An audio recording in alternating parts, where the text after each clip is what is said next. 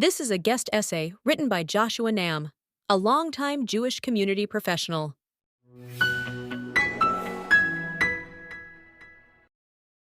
In 2005, Israel ordered the removal of 10,000 Jews from 22 Jewish communities in Gaza, known collectively as Gush Katif. Many of those Jews had to be forcibly removed by the Israel Defense Forces, the IDF. There were no shouts of quote-unquote ethnic cleansing from the usual suspects. The area that contained Gush Katif was in southern Gaza, between Rafah, Khan Yunis, Deir al-Bala, and the Mediterranean Sea. Those names may be familiar to you by now, but it will still surprise many that those areas had thousands of Jews living in them until relatively recently. Founded in 1968, Gush Katif was a thriving Jewish community with synagogues, schools, greenhouses, and anything else you would associate with a successful, modern community. At one point, it was responsible for exporting 95% of pest-free lettuce and greens, 70% of organic vegetables, 60% of cherry tomatoes, and 60% of geraniums exported from Israel to Europe.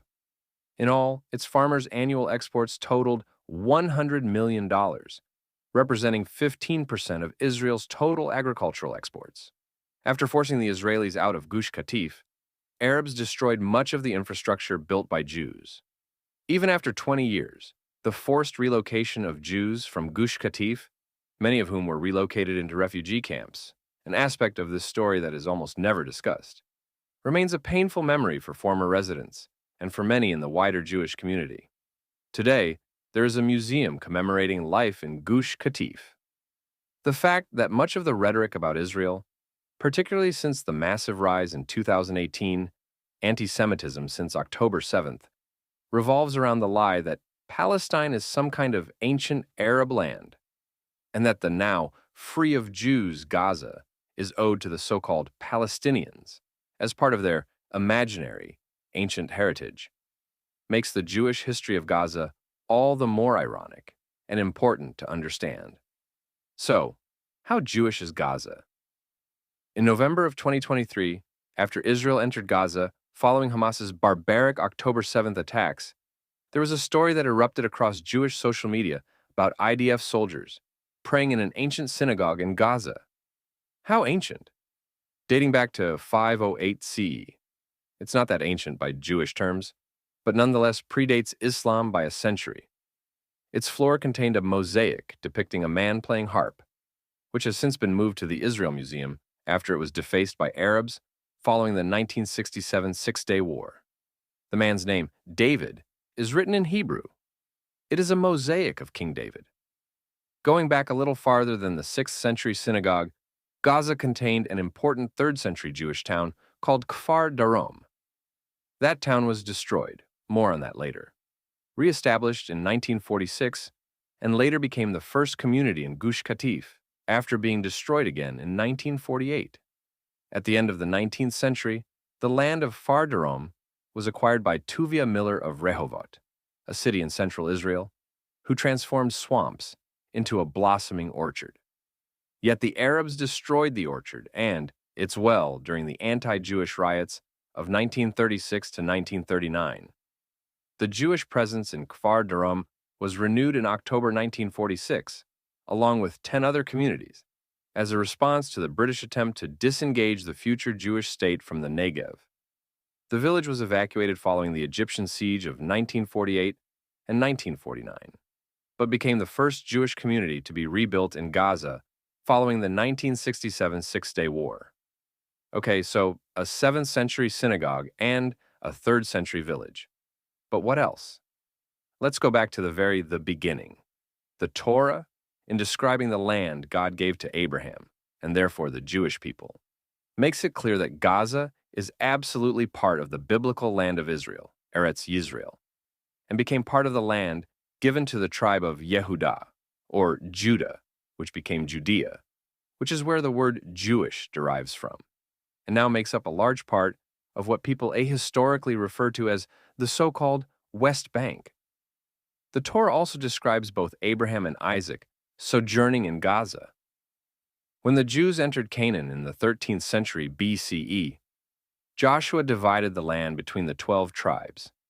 Even though Gaza was given to the tribe of Yehuda, they never lived there, and it eventually became an Egyptian outpost, later conquered by the Philistines. The Philistines were, famously, enemies of the Jews, as recorded in many places in the Bible, including the book of Judges, which tells the story of Samson and Delilah. That story took place in Gaza. Later, during the time of the Hasmonean Revolt, Gaza was a Greek outpost, which made it a major source of Hellenization, causing the Jews to rebel against the Seleucid Greeks who controlled Judea. Gaza itself became a battleground. 20 years after the rededication of the temple and the miracle of the oil, Jonathan the Hasmonean, brother of Judah the Maccabee, conquered Gaza and moved there in 145 BCE. It was at that point, over 2,000 years ago, that Gaza was absorbed into the Hasmonean kingdom, becoming part of Judea. Fast forward a few hundred years to the Talmudic era, when Gaza became a major center of Jewish learning. This was the period when the original Kfar Darom and many other Jewish communities were founded, as was the synagogue containing the mosaic depicting King David. By that time, Gaza contained many synagogues and a renowned yeshiva. Mentioned in the Talmud, Sota discusses the famous sage Eliezer, son of Yitzhak, saying that he came from Kfar Darom. During the Middle Ages, Jews flourished in Gaza, including, ironically, in the city of Rafah in English. That period lasted for almost 300 years, until the Crusaders completely and horrifically destroyed those communities in the 12th century. In the 15th century, many Jews moved to Gaza after fleeing the Inquisition and/or being expelled from Portugal and Spain.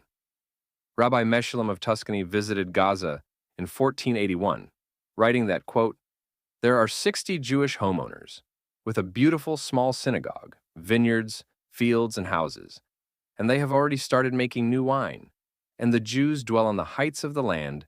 May the Lord be praised." After the Crusades, Jews began moving back to Gaza.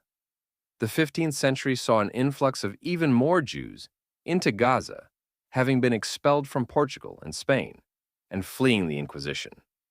In the 1600s, Rabbi Avraham Azulai wrote the Kabbalistic Hesed le-Avraham in Gaza. During the same period, Rabbi Yisrael Najara wrote the famous Shabbat song Ka Ribon Olam there as well. Rabbi Najara was buried in Gaza's Jewish cemetery. The Jewish roots of Gaza run so deep that there were carvings of Jewish symbols, including a menorah, in the Great Mosque of Gaza. Those were also destroyed by Arabs in the 20th century. The last chief rabbi of Gaza was Rabbi Nissim Ohana. He served the community from 1907 to 1912, re-established a Jewish cemetery, built a mikveh, Jewish ritual bath, and opened a Talmud Torah, Jewish elementary school. Then, in 1929, Arabs committed atrocities across Israel, including the well-known massacre in Hebron. There were also riots in Safed and Gaza. On August 26th of that year, the British forcibly removed the last remaining Jews from Hebron and Gaza, thus beginning the myth that both areas had always been Arab and had always been free of Jews. The Jewish presence in Gaza goes back millennia. We were living and thriving there centuries before Islam even existed, and the largest Jewish community at the time of the Muslim invasion of the 7th century was, in fact, in Gaza. And like the rest of the lore, Gaza has never been, not even for a millisecond, part of an independent state called Palestine. The closest that reality ever came to the myth was the period between 2003 and 2023, when, as part of the detestable Oslo Accords, Israel allowed Arabs to self-govern Gaza as an autonomous zone. The price we paid for that massive lapse in common sense was the barbarism of October 7th and everything that has happened since. Israel can never leave Gaza again without assuming a level of risk which should be obviously unacceptable to any of us.